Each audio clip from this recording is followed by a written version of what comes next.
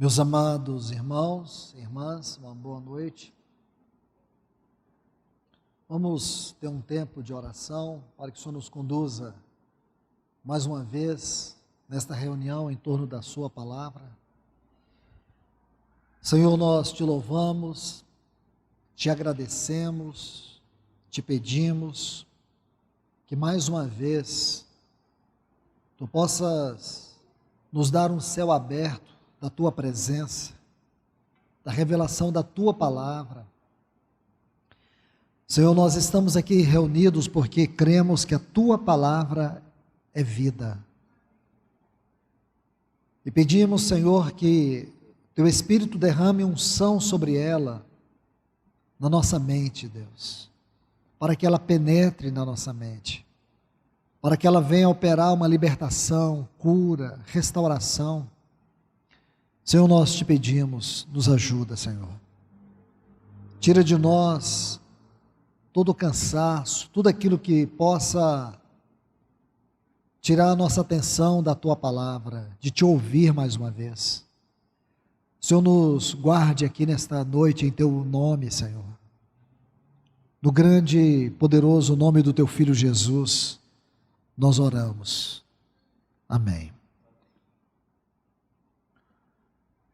Pois bem, meus amados irmãos e irmãs, vamos continuar estudando sobre esse tema, depressão à luz da Bíblia. Creio que o Senhor tem nos falado de maneira gloriosa acerca deste assunto tão sério, tão delicado, que requer de nós um exame mais profundo na palavra, que nos faça ver o quanto nós necessitamos meditar na palavra de Deus para tratar deste assunto. Porque estudos afirmam que de cada 100 pessoas, 15 têm ou já tiveram depressão. Essa estimativa, que para muitos pode ser até insignificante, nós temos que entender que ela é extremamente significante, por causa da natureza daquilo que é a depressão, o que ela causa nas pessoas que estão em torno dela. E sabemos não somente os efeitos dentro da realidade contextual da pessoa, mas também as consequências disso na própria vida da pessoa, e sabemos o quanto esses efeitos eles são desastrosos. Estima-se que uma pessoa que já teve depressão, o risco de recorrência é de 50%. Isto é, se uma pessoa teve depressão, a possibilidade dela ter uma nova crise é de 50%. Uma pessoa que já teve um segundo episódio de depressão, esse número vai de 70% a 80%. E uma pessoa que já teve uma segunda crise de depressão, para ela ter uma terceira, isso pode chegar até 90%. Então, não é uma doença qualquer, é uma doença com graves efeitos colaterais na vida psicológica, na vida mental. Então, nós temos que observar que esta doença, ela tem minimizado a vida de muitas pessoas. Em muitos casos, até mesmo levado ao suicídio. Porque a depressão, ela provoca um terrível desgaste pessoal, econômico. Quando eu falo pessoal, eu falo em todas as esferas, desde a esfera emocional, social em todos os sentidos, relacionais. Então, quando a pessoa é acometida pela depressão, quer dizer, em todas essas áreas, passa a ter uma uma certa dificuldade, às vezes uma dificuldade extrema. Segundo a Organização Mundial da Saúde, 120 milhões de pessoas sofrem de depressão em todo o mundo. Este é um dado muito alto. O Brasil ocupa o primeiro lugar no ranking de prevalência dessa doença dentro do contexto dos países desenvolvidos. Então, o Brasil é um país que tem um grande número de depressivos. Agora, temos que entender, irmãos, que a depressão, ela não é simplesmente um sinônimo de tristeza. Nem toda tristeza é depressão. O que sabemos é que a tristeza, ela tem sim sua forte característica dentro da depressão, quando ela é uma tristeza intermitente, com aquela sensação de uma dor que não vai cessar. E isto angustia, oprime, e quando a pessoa ela cai nesse estado mórbido, a tendência dela é entrar no desespero. E às vezes nesse desespero é onde muitos preferem tirar a vida. O estudo do IBGE analisou os brasileiros com 18 anos ou mais, comprovou, de 18 anos para cima, comprovou, isso foi no ano de 2016 essa pesquisa, que havia 61,8 milhões de depressivos no Brasil. Então, se você olhar, e eles avaliaram sobre muitas causas, sobre seus efeitos, e em muitas situações, são dados altíssimos. Nós temos visto, eu creio que muitos aqui podem testemunhar, nesses últimos 6 meses, a quantidade de suicídios, a quantidade de notícias de suicídios, vocês ouviram. Agora, a gente só se dá conta da gravidade dessa doença é quando ela está perto de nós. É quando ela acontece bem próximo de nós.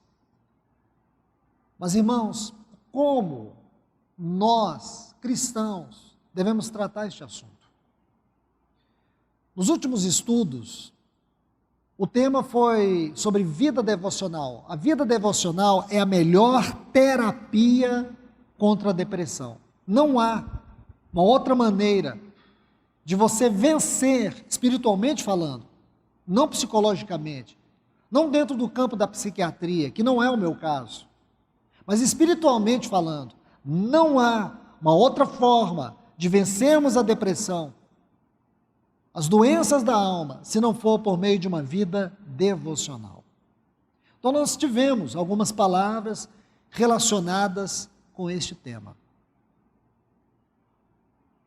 Hoje, o meu encargo é compartilhar sobre o perigo de vivermos uma vida centrada em nós mesmos. O perigo de viver uma vida centrada em si mesmo.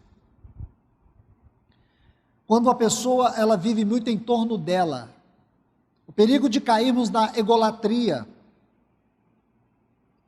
Pode ser que você não perceba isso, mas é uma tendência universal. As pessoas não saberem lidar com o ego. Ego não tratado. Ego não rendido. Um ego que não é conquistado pelo trabalho da cruz. É algo muito perigoso. Então, quando você se depara com a depressão, não tem como você não dizer que esta não seja uma doença do ego. Não é uma crítica, porque ninguém deve criticar uma pessoa que sofre de depressão. Você não pode achar que depressão é um chilique. Ninguém deve brincar com essa doença. Às vezes as pessoas desprezam a depressão ou uma pessoa que está passando por depressão. Porque parece que a pessoa está fazendo um drama emocional. Talvez as pessoas julgam que aquela pessoa, ela está fazendo uma chantagem emocional. Temos que ser cuidadosos. Ninguém pode condenar, pode acusar, pode desprezar uma pessoa que está enfrentando a depressão. Eu sei que não é fácil. Durante alguns anos, eu tenho conversado com pessoas que têm enfrentado no seu casamento a situação de um cônjuge que está deprimido. E não é fácil. Para quem está de fora, parece que a gente tem tantos caminhos, tem tantos conselhos, tem tantas palavras. Agora, quem está vivendo ali, a tendência é perder a esperança, a tendência são os confrontos desnecessários, as brigas, é o desprezo, é a crítica, é achar que a pessoa está simplesmente fazendo uma chantagem emocional. Pode ser que tudo isso aparentemente esteja envolvido, mas a coisa é muito mais séria. E se a pessoa que está deprimida, ela não tiver uma consciência da gravidade da situação, porque em muitos casos, o deprimido, ele não aceita a doença. Ele vive uma condição, ele acha que essa condição, ela é controlável. Ele acha que ele pode controlar. Só que a depressão, ela é, em alguns aspectos, uma manifestação silenciosa, mas tem um profundo desgaste emocional, com efeitos colaterais severos que afeta a mobilidade da pessoa, a disposição, o interesse, a vontade, o ânimo, a disposição de trabalhar, os afetos. Então, em síntese, não é uma coisa simples de tratar. É uma coisa delicada. Mas eu estou fazendo aqui referência a cristãos, a pessoas que nasceram de novo. É claro que esses princípios, eles podem ajudar qualquer pessoa. Basta querer e voltar para a palavra de Deus. O que se percebe é que esta é sim uma doença que está intimamente ligada com o ego.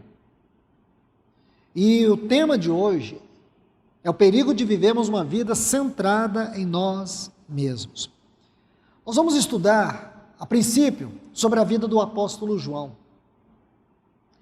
A vida de João é uma vida que nos mostra uma lição grandiosa.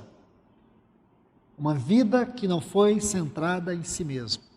Se você estuda a vida de cada um dos apóstolos de Cristo, você vai ver que há muitas lições para se extrair, especialmente de alguns deles. João é um desses.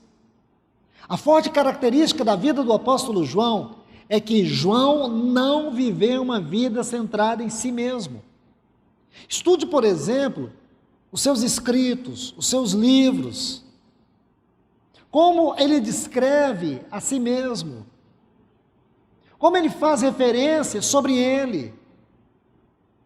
Quando você vai estudar o ministério de João, não apenas a vida, do ponto de vista escriturístico, mas também o próprio ministério de João, você vai ver que João foi uma pessoa que aprendeu a viver uma vida escondida em Cristo. E esse é um grande segredo, irmãos, porque não tem nada que possa esmagar mais o nosso ego do que isto.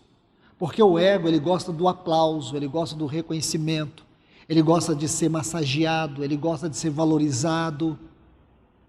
E a gente parece que precisa disso.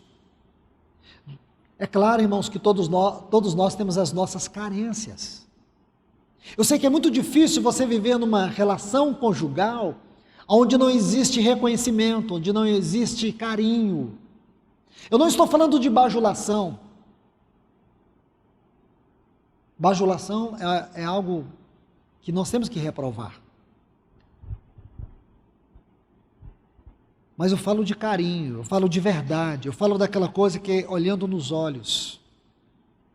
E muitas vezes dentro de uma relação as pessoas não vivem isso. E como você vai sobreviver, emocionalmente falando, neste mundo cheio de batalhas, de guerras, de apelos, de dardos inflamados, neste mundo onde você é golpeado de todas as formas e por todos os lados, E dentro de casa você não vive um relacionamento de carinho, de amor, de cuidado, de interesse. Onde as pessoas são individualistas. Elas, dentro de uma casa, elas mantêm um território e barricadas. Então tudo é muito delimitado, onde tudo é muito bem programado para cada um viver sua vida de modo individual e particular.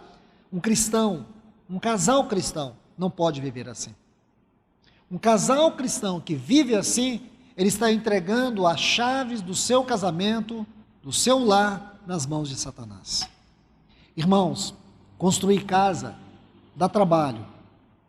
Edificar um lar dá muito mais trabalho. Porque a edificação de um lar é a vida toda. Construir uma casa é só um período, mas edificar um lar é a vida toda.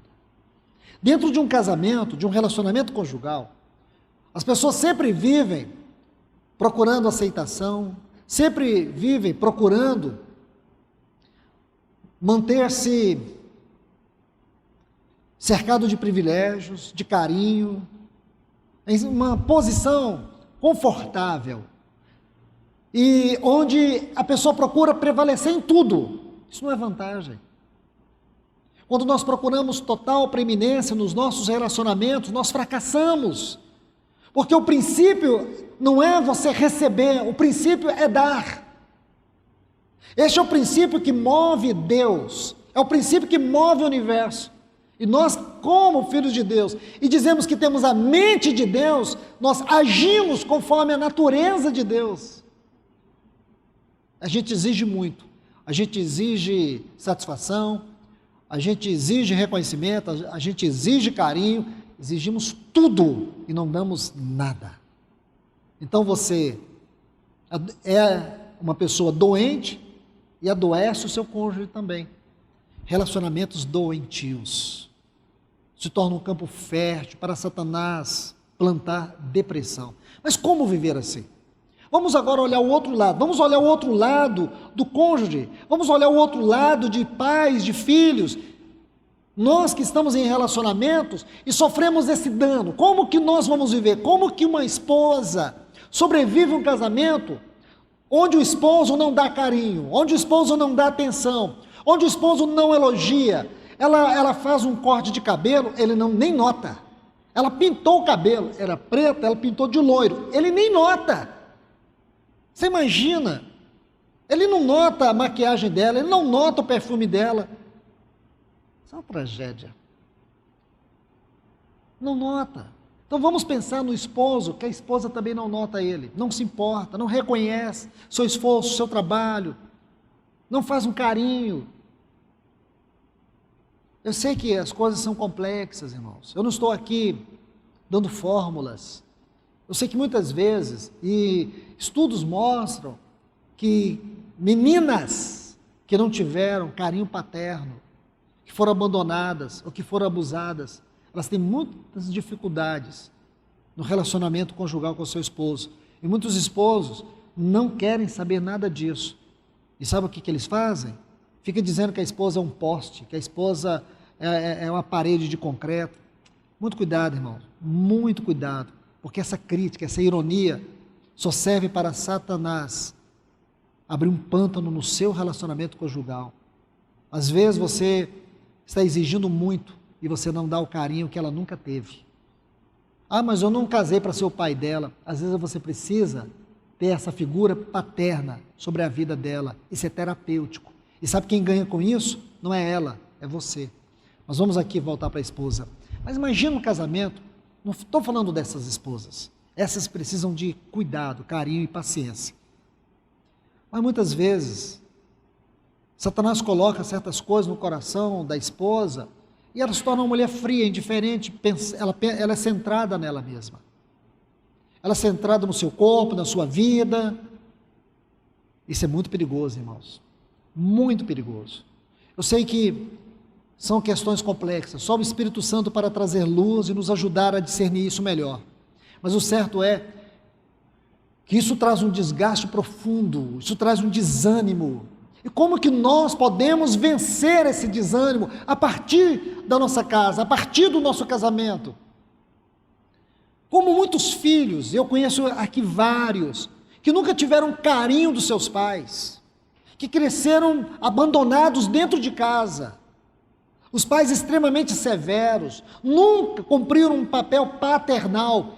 E isso, irmãos, faz toda a diferença na vida de uma criança, na vida de uma adolescente.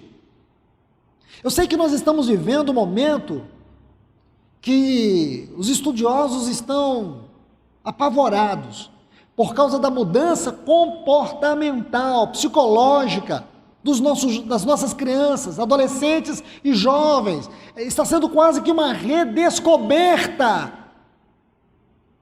do comportamento das crianças, adolescentes e jovens. Os jovens estão demorando a amadurecer. Hoje fala-se que a adolescência vai até os 27 anos. Na minha época, falava-se em 18 anos. 18 anos o rapaz tinha que virar homem. Hoje não. Hoje com 18 anos, você tem um garoto dentro de casa, que não tem a menor responsabilidade. Fala-se dessa geração assim, dizem que é a geração canguru, eles querem só ficar na bolsa dos pais. Os estudiosos descobrem que os jovens estão demorando muito a sair da casa dos pais. Esse é um grande fenômeno, sobre muitos fenômenos que têm surgido nesses últimos tempos. Como jovens, esposos, esposas podem sobreviver emocionalmente com tantos desafios, com tantos dardos que têm ferido suas emoções. A única maneira de nós vencermos todos os ataques, as nossas emoções, é procurando viver uma vida em Cristo. É desviando os nossos olhos de nós mesmos. Não ter uma vida centrada em si mesmo. Guarde isso. Eu sei que é desafiador, mas vamos ler alguns textos e a partir daí vamos tentar compreender a grandeza deste assunto. Gostaria de convidá-los a abrir suas Bíblias no Evangelho de João. Vamos fazer uma viagem por esse Evangelho e ler alguns textos. Vamos começar a partir do capítulo 1, versículo 35. Eu vou lendo e vocês vão acompanhando e fazendo as anotações. João capítulo 1, versículo 35.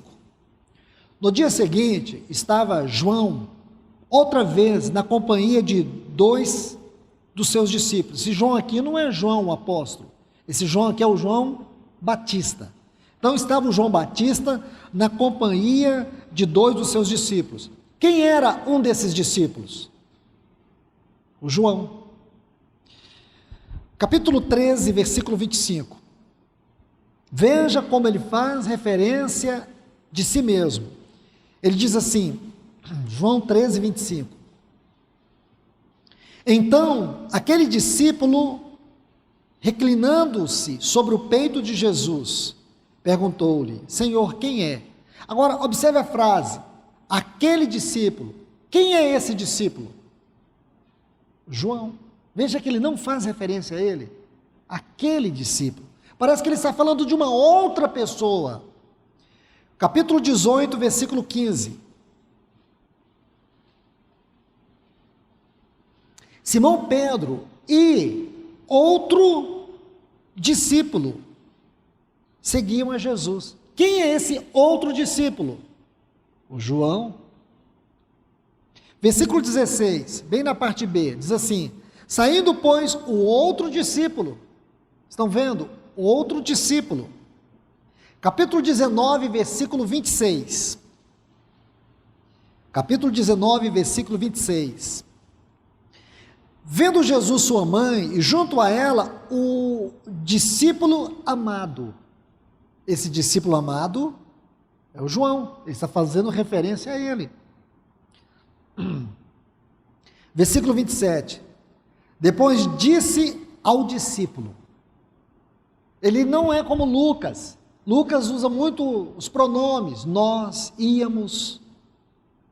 Se você ler Atos, você vai ver muito isso. Lucas fazendo referência a ele. Não estou aqui criticando Lucas, de forma alguma. Esse é o estilo de João. Porque João, ele nunca buscou ter uma vida centrada em si mesmo. Vamos continuar lendo. Capítulo 20 e o versículo 2. Então correu e foi ter com Simão Pedro e com o outro discípulo, a quem Jesus amava. Mais uma vez, ele faz uma referência a ele. Versículo 3. Saiu, pois, Pedro e o outro discípulo.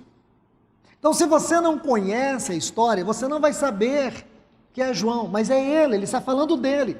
Mas ele fala dele de uma forma muito distante.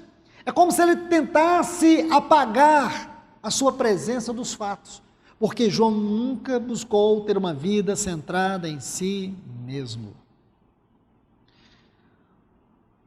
Versículo 4, desse mesmo capítulo 20, João 20, versículo 4. Ambos corriam juntos, mas o outro discípulo correu mais depressa do que Pedro.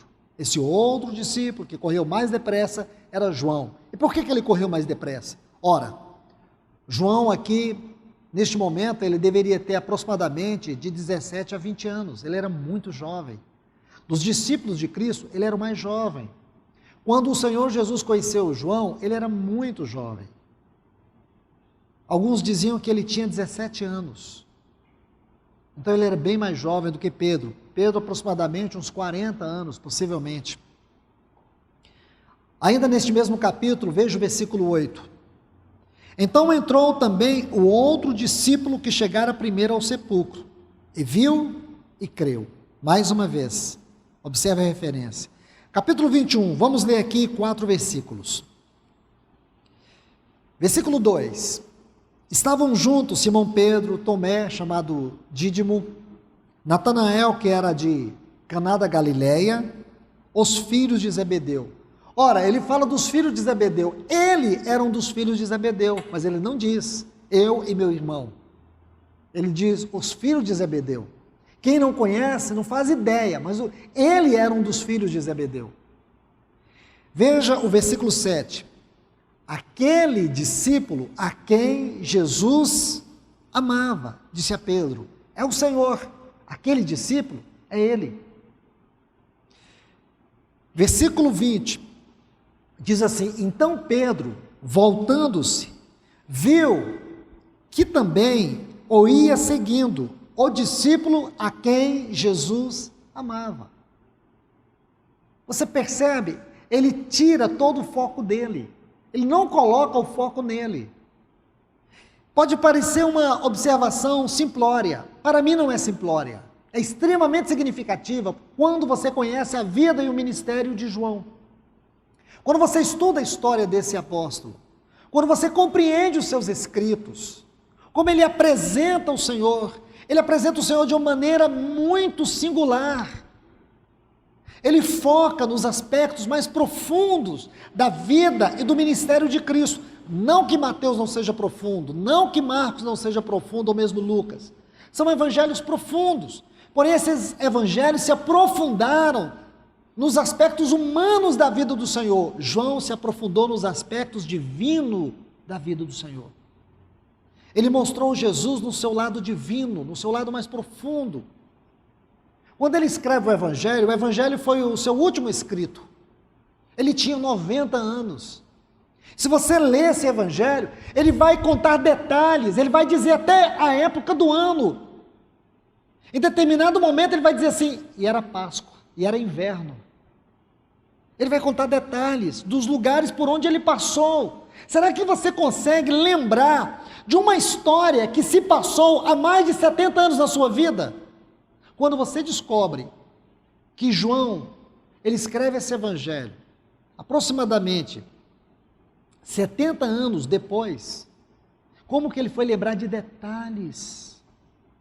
Como ele vai lembrar que era inverno? Como ele vai contar detalhes de lugares, detalhes pequenos? Como ele consegue ter tanta memória? Como é possível isso? Sabe por que é possível, irmãos? porque ele viveu uma vida centrada no Senhor. A vida do Senhor, na vida de João, marcou tanto que não havia lugar para ele. Ele não buscava preeminência em nada. Você vai ver que João, ele sempre foi aquela pessoa que procurou ocupar os espaços vazios deixados por outros. Quando ele chegou para servir em Éfeso, é porque Timóteo já não estava mais lá. Ele sempre procurou ocupar espaços. Quando ele escreveu o Evangelho de João, é porque havia um grande espaço literário acerca da pessoa divina do nosso Senhor. Tudo que havia sido escrito por Mateus, Marcos e Lucas enfocava mais os aspectos humanos da pessoa do Senhor. E este era um ponto, na história da igreja você vai ver isso. Este era um ponto delicado, por quê? Porque havia muitas controvérsias acerca da divindade do nosso Senhor. Então, quando você vai estudar os escritos de João, sempre vai ocupar os últimos espaços. O evangelho dele é o último. Por que o evangelho de João é o último dos evangelhos? Porque ele vai ocupar justamente aquele espaço que foi deixado por Mateus, Marcos e Lucas. Olha as suas epístolas. Aonde as epístolas de João vai encaixar? Nas últimas epístolas. Porque ele vai tratar daqueles pontos singulares que não foi tratado pelos outros escritores. Olha o livro de Apocalipse, irmãos. Se você tira o livro de Apocalipse da Bíblia, é você construir uma casa e esquecer o telhado, você vai ficar exposto completamente. É você não ter um foco, é você destruir a esperança do Evangelho. É você destruir a glória da consumação da obra de Cristo. Imagine, irmãos, e veio João e nos dá o livro de Apocalipse. Por que ele teve tamanha sensibilidade? Por que Deus usou ele de maneira tão extraordinária no ministério apostólico? Porque ele foi alguém que não teve uma vida centrada em si mesmo. Quando uma pessoa tem uma vida centrada nela mesma, é comum esse tipo de pessoa viver escrava das suas emoções. E quando uma pessoa é escrava das suas emoções, ela se torna vulnerável, emocionalmente vulnerável. Aí qualquer dificuldade, qualquer luta, é como um pântano que se abre. Quando a pessoa passa por momentos difíceis, parece que a sensação de angústia e dor se torna interminável. E aí vai cair nos laços das depressões, ou da depressão, das angústias, das opressões. A mente começa a ser dominada de tal forma que ela não consegue pensar de acordo com a palavra de Deus. Ela pensa de maneira circunstancial.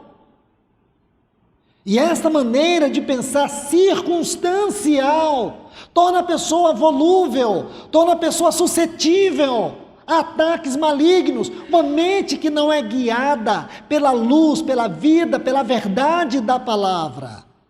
Então isso é muito perigoso, irmãos. Extremamente perigoso. Deixe-me contar ou colocar uma ilustração que abrilhante mais este tema. O livro de Esther. Se você estudar o livro de Esther, você vai ver que esse livro tem, se eu não me esqueço, 167 versículos. Então, em 10 capítulos, você vai ter ali 167 versículos. E você vai perceber que o nome rei, ou a expressão rei, aparece 116 vezes neste livro. Então, imagine isso. 167 versículos e a palavra rei aparece 116 vezes. O nome Assuero ocorre 28 vezes. O reino de Assuero é mencionado 12 vezes.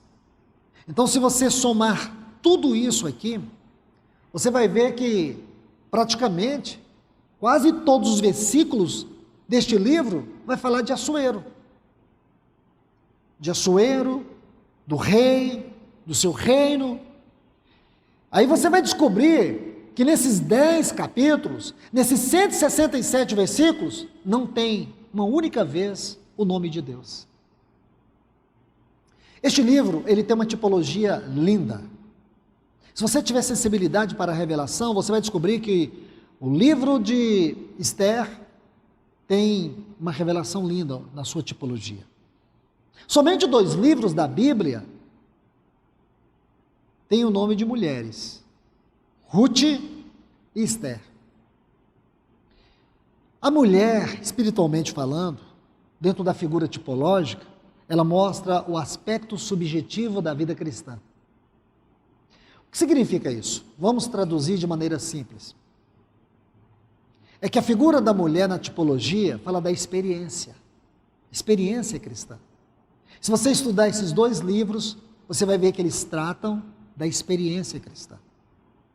Então você vai ver que Assuero é uma figura do ego, aonde o ego reina, não há lugar para Deus. Aqui está uma explicação espiritual porque o nome de Deus não aparece no livro de Esther. Sabe por quê?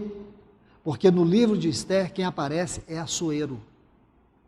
Assuero tem tamanha preeminência neste livro que ele ofusca o lugar de Deus. Isso nos traz uma lição. Quando o nosso ego é forte, quando o nosso ego busca primazia em tudo, nós ofuscamos o testemunho de Deus. E podemos fazer a obra de Deus de maneira brilhante. Podemos fazer a obra de Deus com toda a nossa dedicação. Mas tudo isso não visa a glória de Deus, visa a nossa glória. Tudo isso manifesta, é o nosso nome, é os nossos traços. Isso é perigoso, irmãos. Uma vida centrada em si mesmo. Olhe para este livro, ele é muito maravilhoso. Aí você vai ver, o nome de Deus não é citado uma única vez. Então, o aspecto natural deste livro nos mostra a história centrada no rei Assuero. Ele é o personagem principal aqui, é uma figura do ego. Aí você vai ter um outro personagem muito interessante nesse livro. Quem é ele?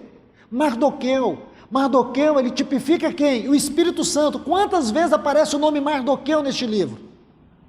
50 vezes. 50 vezes se faz menção a Mardoqueu nesse livro. Porque é uma figura do Espírito Santo, do Pentecoste. Você vai ter também uma figura ali muito importante, Amã. Quem é Amã nesse livro? Nossa carne. Ele é um dos descendentes dos amalequitas. Lembra os amalequitas? Que Deus disse que iria varrer Amaleque, porque Amaleque é uma figura da carne. E você vai ver que toda a batalha de Amaleque é para destruir Assuero, é para destruir Esther, porque Esther vai nos falar do espírito vivificado, da vida no espírito. E você vai ver que Amã, ele tem um ódio por Esther, por Mardoqueu, porque essa é a grande batalha, é a batalha da carne contra o espírito. Meus irmãos, sempre iremos falhar na nossa caminhada de fé, quando ignorarmos que existe uma batalha, uma terrível batalha em curso. Essa é uma batalha espiritual. Não é uma batalha de carne e sangue, é uma batalha que ocorre no mundo espiritual. Paulo vai dizer isso em Efésios capítulo 6. Ele vai dizer que nossa luta não é contra carne e sangue, porque muitas vezes você está lutando contra a carne. Você percebe que você nunca vence a carne. E você fica se perguntando, por que eu não venço a carne? Porque, em primeiro lugar, a sua batalha não é contra a carne, é contra principados, potestades, dominadores deste mundo tenebroso e hostes espirituais. É um poder muito maior do que a sua carne. A carne é um poder terrível. É um poder que só a cruz de Cristo poderá vencer a nossa carne. Mas quando você fala desses principados, potestades, dominadores deste mundo tenebroso e hostes espirituais, aí você vai ver que a batalha é muito maior, porque são eles que inflamam a nossa carne, são eles que lançam dardos inflamados, São eles que pelejam contra a nossa mente. São eles que lutam por meio de todos os sistemas deste mundo. Então a gente perde a noção, a gente começa a ver uma batalha muito pequena, e depois você vai descobrir que a batalha é muito grande, e a única forma de nós vencermos esta batalha é permanecermos no Senhor. Efésios 6,10, quanto ao mais, irmãos, sede fortalecido no Senhor e na força do seu poder. É aqui que está a nossa vitória. A nossa vitória é nos revestirmos de Deus. Nós só vamos vencer a carne quando nós nos revestirmos de Deus. Não adianta você ficar lutando contra a sua mente, você precisa tornar sua mente cativa à palavra de Deus, levando cativo todo o pensamento à obediência de Cristo. Isso está em 2 Coríntios, capítulo 10, versículo 4. As armas da nossa milícia, da nossa guerra, elas não são armas carnais, elas são armas espirituais, são armas poderosas em Deus, para destruir toda altivez e todo sofisma que se levanta contra o conhecimento de Cristo. Este conhecimento não é intelectual, é o conhecimento experimental. A conclusão que se tem é que todas as pessoas que são vencidas pela depressão, elas são fracas na experiência cristã. Eu não estou falando de pessoas terem depressão, é de pessoas serem vencidas pela depressão. Qualquer um de nós aqui podemos sofrer de depressão, ou passar por um momento de depressão. Agora, como vencer? A única maneira de você vencer a depressão é se você estiver fortalecido no Senhor e na força do seu poder. Então nós temos o ego e temos a carne. E aonde é que está o ego e a carne? Dentro de nós. Dentro de nós. O ego está aqui, a carne está aqui, e esses principados, potestades, dominadores e hostes espirituais da maldade, eles vão tentar vencer a vida no espírito por meio da nossa carne e por meio do ego. Você quer entender carne? Vai para Romanos capítulo 7, leia todo o capítulo 7 de Romanos. Você quer entender a carne? Leia Gálatas capítulo 5, veja o versículo 19. Então você vai entender a carne, as suas obras. Carne não converte, irmãos. O pior, ela não converte, mas ela se torna religiosa. Tem algo mais terrível do que isso? Aí a pessoa fica toda feliz, porque a carne ficou religiosa. Ela gosta de orar, gosta de jejuar, gosta de cantar, só não converte. Aí a pessoa fica em torno disso. Fica em torno disso e acha que isso é vida cristã. Isso deveria ser resultado da vida cristã. A oração tem que ser resultado da vida cristã. A oração não é objeto religioso. Cantar não é liturgia religiosa. Adoração não é ação, adoração é reação. Porque você pode ensinar um papagaio a cantar, mas ele nunca vai ser espiritual. Você pode ensinar ele a recitar a Bíblia, mas ele nunca vai ser espiritual. Vai lá no YouTube, coloca assim, papagaio crente, aparece 1000 vídeos lá para vocês rolar de rir. Qual a graça disso? E muitos cristãos talvez sabem muito menos do que papagaio. Isso é triste, isso é trágico, porque a vida espiritual é simplesmente pobre. Pobre. E essa pobreza espiritual tem feito com que as pessoas se tornem um campo fértil para Satanás produzir todo tipo de mentira, de engano na sua mente, uma mente confusa, uma mente dominada pelos poderes deste mundo. O que nós ouvimos no estudo passado, não vos conformeis, não entreis na forma, no modelo do mundo. Aí você vê a pessoa dentro desse modelo mundano de vida. Isso é triste, irmãos, porque a pessoa espiritualmente se torna fraca. Nós não podemos brincar, esse mundo não é um parque de diversão, é um terrível campo de batalha. A todo tempo, a toda hora, nós estamos sendo golpeados, de muitas e variadas formas, seja dentro de casa, seja no nosso interior, na nossa mente, nos nossos olhos, no nosso casamento, com os nossos filhos, na nossa vida secular, guerras por todos os lados, dados inflamados, vindo de todos os lados. Como vencer? Como não cair na depressão? Como não ser tomado de angústia? Fortalecei-vos no Senhor e na força do seu poder. Nunca ignore que você tem uma carne aí, uma carne adâmica, uma carne pervertida, uma carne que não converte, um ego que leva você a ter uma vida centrada em você mesmo. Veja como você gosta de contar histórias e evidenciar o eu. A gente não percebe, irmãos, isso é inconsciente, é automático, mas é uma vida emocionalmente doente. Vamos avançar um pouco sobre isso, deixe-me mostrar algo para vocês. Capítulo 7 e 8 da Epístola aos Romanos, quero citar algumas coisas para vocês. Porque quando você estuda a vida de Assuero no livro de Esther, você vai ver que aquilo que impede a expressão de Deus na nossa vida é o nosso eu, é o nosso ego. O ego impede a expressão de Deus. O ego impede a manifestação de Deus.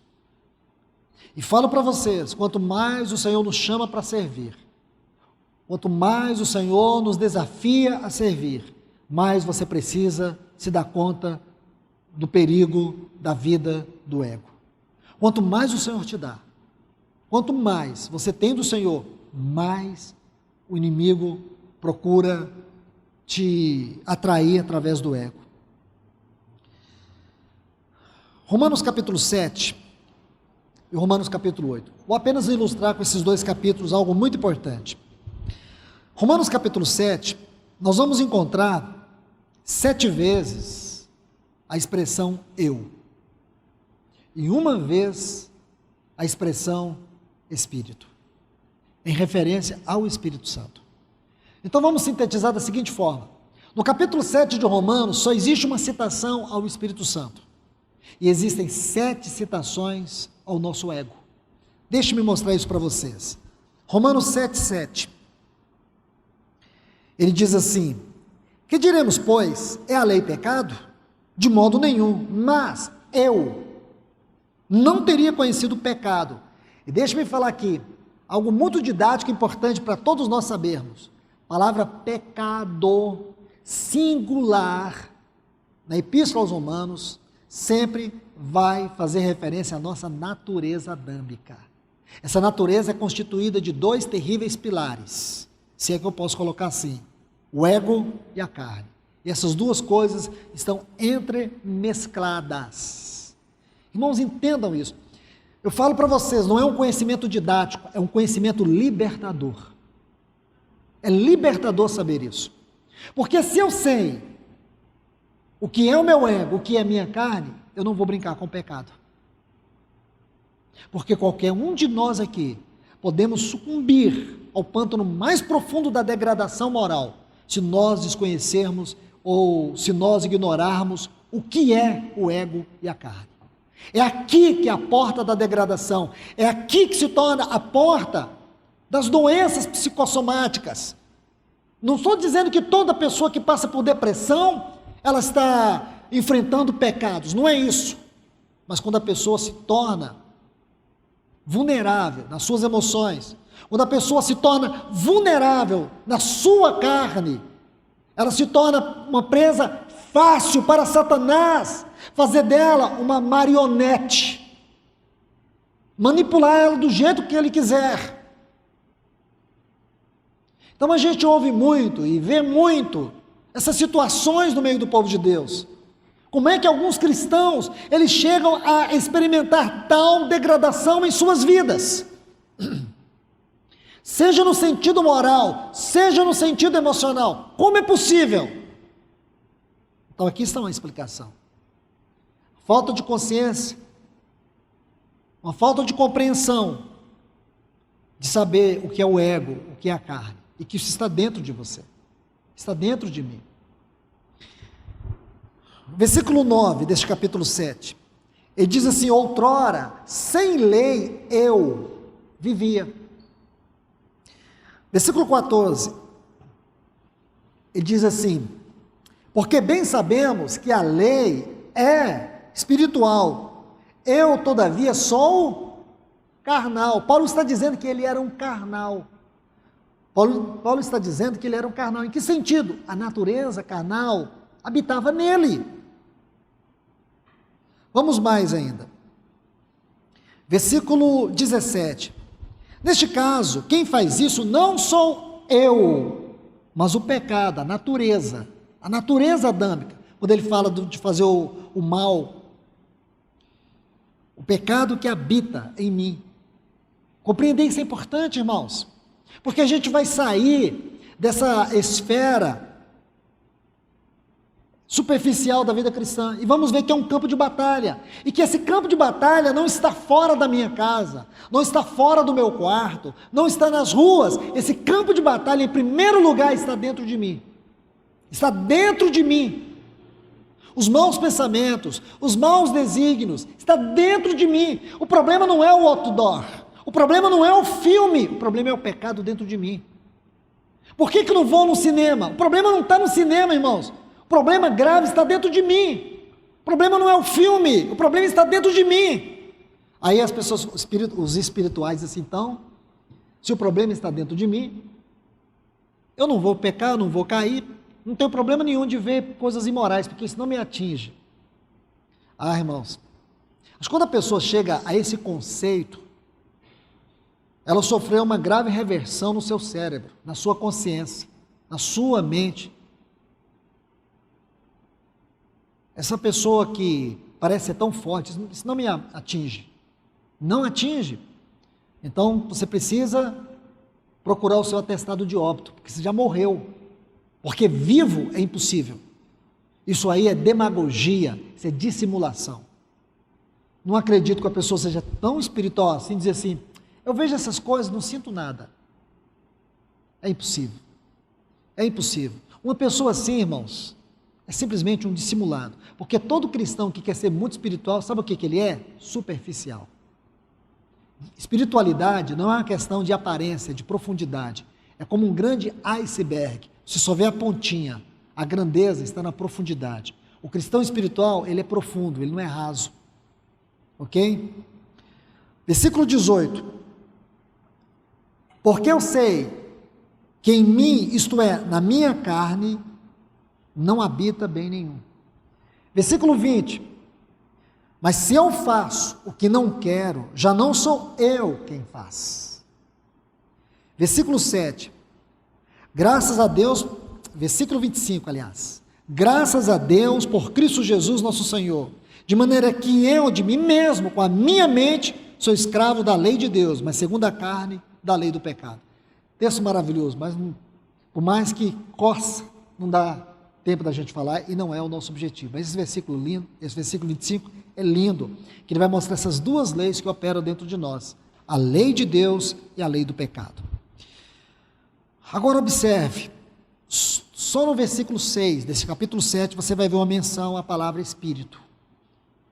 Diz assim, agora porém, libertos da lei, estamos mortos para aquilo a que já estávamos sujeitos, de modo que servimos em novidade de Espírito.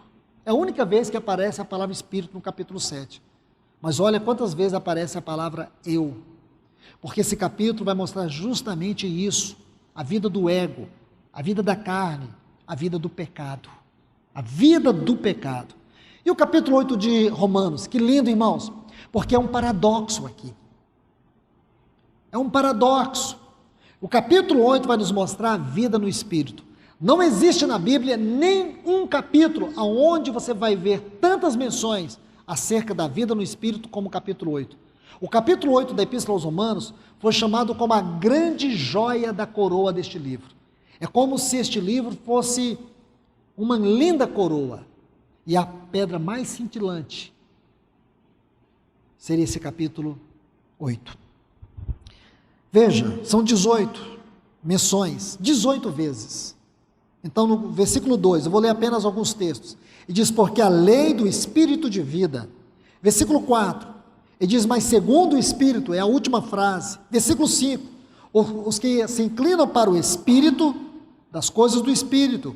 Versículo 6, mas o do Espírito para a vida e paz. Versículo 9, mas no Espírito, se o Espírito de Deus habita em vós. Estou citando as frases onde ocorre a expressão espírito. Versículo 10, mas o espírito é vida. Versículo 11, se habita em vós o espírito daquele que ressuscitou Jesus dentre os mortos. Versículo 13, se pelo espírito mortificardes os feitos do corpo. Versículo 14, os que são guiados pelo espírito são filhos de Deus. Versículo 15, o espírito de escravidão. Não recebeste o espírito de escravidão, mas o espírito de adoção.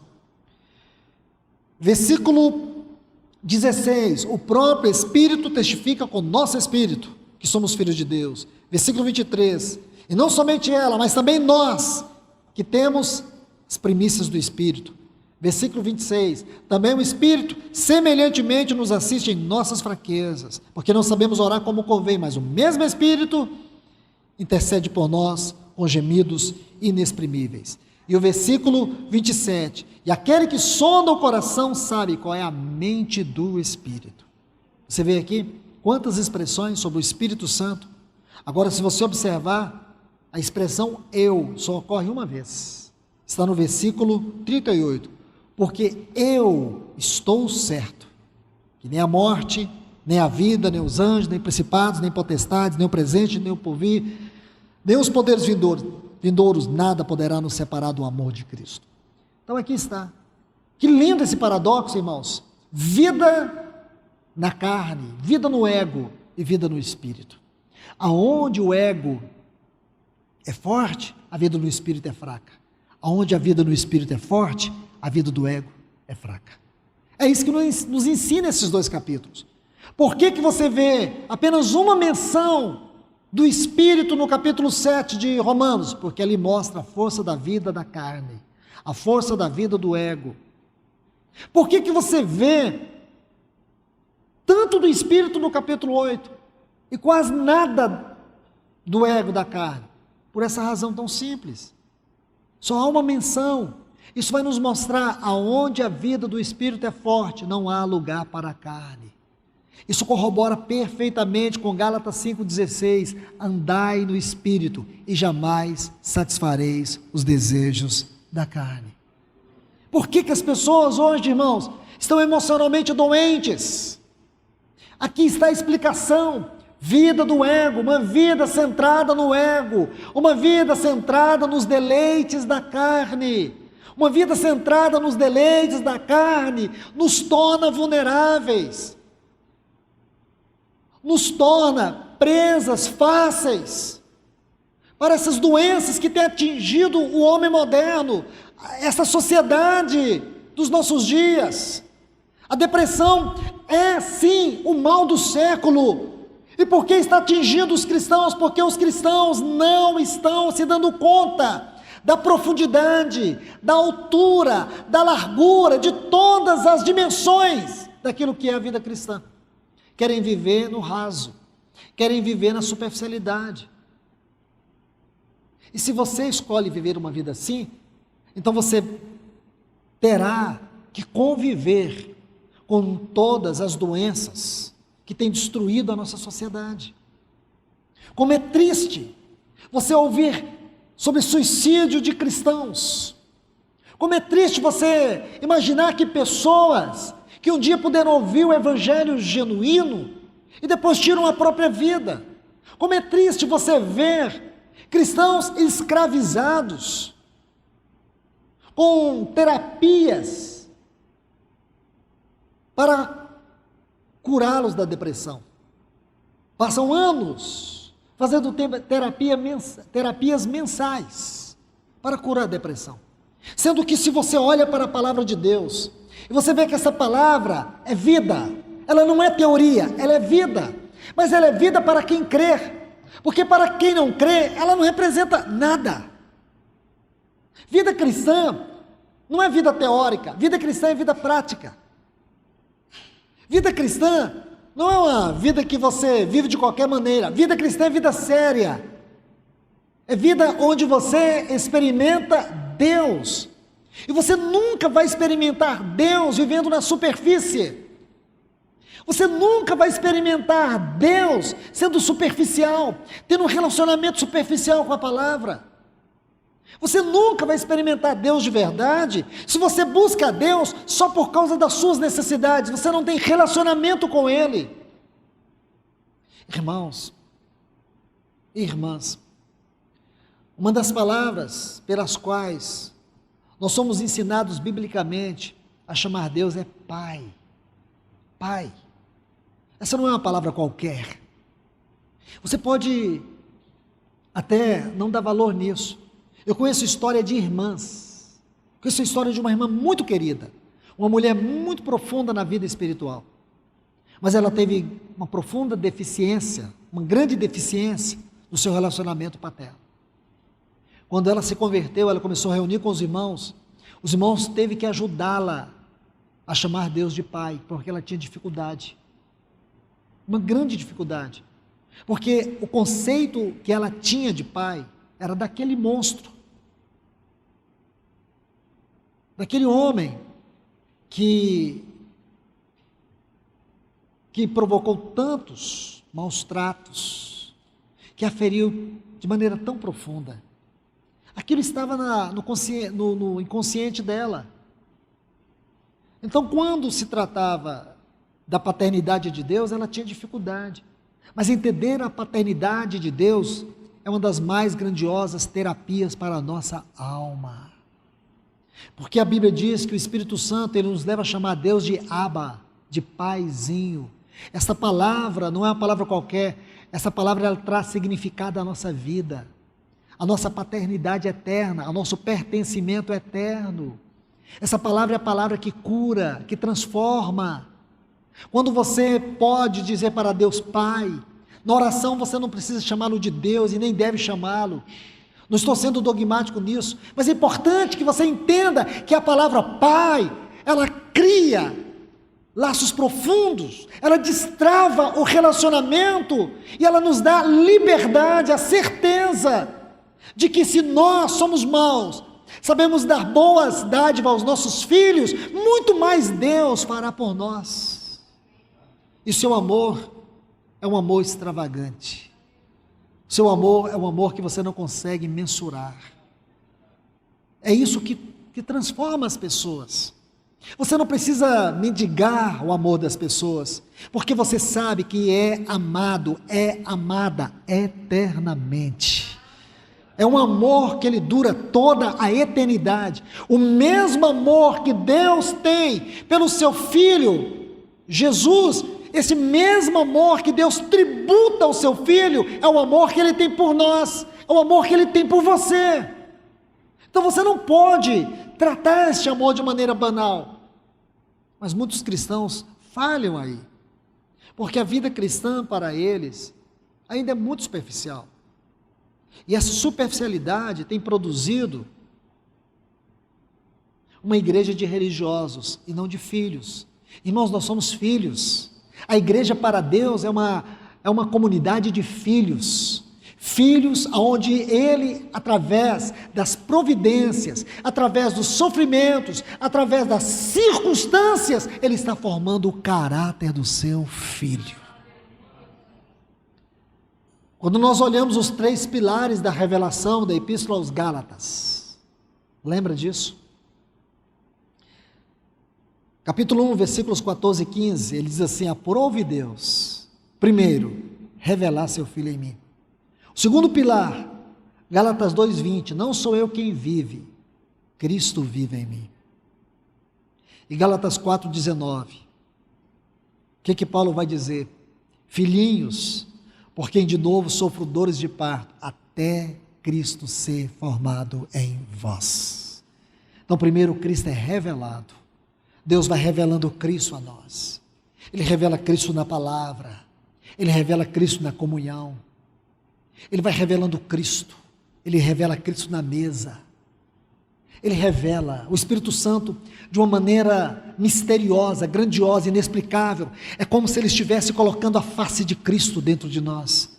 De maneira como quando você o adora, quando você menciona Ele, quando você fala com Ele, parece que aquela face está colada na sua face. Parece que você já tem intimidade com a face dele. Isso é glorioso, irmãos. Isso é espiritual. Ele está revelando Cristo a nós. Meu irmão, minha irmã, Você precisa checar, você precisa se avaliar, você precisa ver, Cristo está sendo revelado a você? Você saiu de um ano, já entrou em outro. Eu te pergunto, essa revelação de Cristo é crescente na sua vida? Porque se você não tem uma experiência crescente na revelação de Cristo, você está vulnerável. Se você não está tendo uma revelação crescente de Cristo, você não está caminhando para o alvo, você perdeu o alvo. Se você não está tendo uma revelação crescente de Cristo, então você está vivendo, não é uma espiritualidade cristã, você está vivendo uma religiosidade superficial. A revelação de Cristo tem que ser crescente. Paulo fala disso, irmãos, lá no capítulo 3, da Epístola aos Efésios, ele vai dizer isso. Prossigo para o alvo, para o prêmio da soberana. Essa palavra soberana, ela vem de um texto, de um termo, aliás, que fala de ascensional vocação. A experiência de Cristo, ela é ascensional. Então, irmãos, depois ele vai dizer que Cristo é a sua vida, não sou eu quem vivo, Cristo vive em mim. Será que nós temos deixado Cristo viver a vida dele? Como é que eu sei que Cristo está vivendo a sua vida em mim? Então você olha para um lado e você vê todos os seus erros, você vê que você não é uma pessoa que sabe amar, você é uma pessoa que não sabe perdoar, você sabe que esses defeitos estão escancarados na sua vida. Irmãos, nós nunca temos que massagear nossos defeitos. Você não pode olhar e dizer assim, eu tenho dificuldade de amar, mas eu sou assim mesmo. Nenhum cristão, onde Cristo está sendo formado, se conforma em não saber amar. Você vê que as virtudes que você deveria ter, você não tem como cristão. Você não tem paciência. Você não é longânimo. Você é muito rígido, você cobra as coisas na hora, você não tem paciência. Você é irado. Você exige demais das pessoas, cobra dela, esmaga ela. Sabe o que é isso, irmãos? É o Adão avivado dentro de você. Mas você olha para o outro lado e diz, Cristo não é assim. Aí você diz, Cristo, eu preciso da tua paciência. Eu preciso do amor com que me amas. Eu preciso da paciência que tu tens comigo. Eu preciso das tuas virtudes. Forma ela. Você tem que amar as virtudes de Cristo e deixar o Espírito Santo esculpi-la na sua vida. Aí como é que ele vai esculpir? Você está dormindo, sonhando que você está num paraíso. Nunca. Você vai viver uma crise terrível, onde você vai ter vontade de esmagar seu filho, sua esposa, seu esposo. Você está irado, você está para ponto de golpeá-lo com todas as espadas que tem na sua língua. E naquela hora o Espírito Santo vai dizer, não. Comece a se render. E você vai ver que vai ser difícil, mas quando você conseguir exercer isto, mostra que existe uma experiência crescente de Cristo em você. Aí você vai dizer, não sou eu quem vivo, Cristo vive em mim. Porque nós podemos dizer isso aqui, irmãos. Eu posso dizer assim, irmãos, vamos dizer, não sou eu quem vivo, Cristo vive em mim. Bonito, vai ser um som lindo. Só eco, irmãos. Pode ser barulho de lata vazia. Isso não é coisa, não é chavão de retórica religiosa. Isso é experiência de vida. Isso é experiência crescente, não sou eu quem vivo. Isso é só você e Deus, é que sabe o quanto essa frase é vida em você. E por último, Cristo sendo formado em nós. Esta é a glória de todas as glórias. Cristo sendo formado em nós. De modo que quando nós estivermos lá naquela glória, Deus vai olhar para nós. Sabe o que ele vai ver? Cristo. Ele vai olhar para Cristo. Sabe quem ele vai ver? Nós. Cristo sendo formado em nós. Que lindo, irmãos. Que Deus os abençoe. Senhor, nós te louvamos, nós te agradecemos. Obrigado por essa noite, Senhor. Obrigado pela tua palavra. Obrigado pela vida que nós podemos extrair da tua palavra. Porque a tua palavra é vida. Vem com a tua palavra, Senhor. Peleja contra nós. Um dia o Senhor pelejou contra Jacó e o Senhor prevaleceu. O Senhor peleja, Deus, por essa peleja sobre a nossa vida, Deus.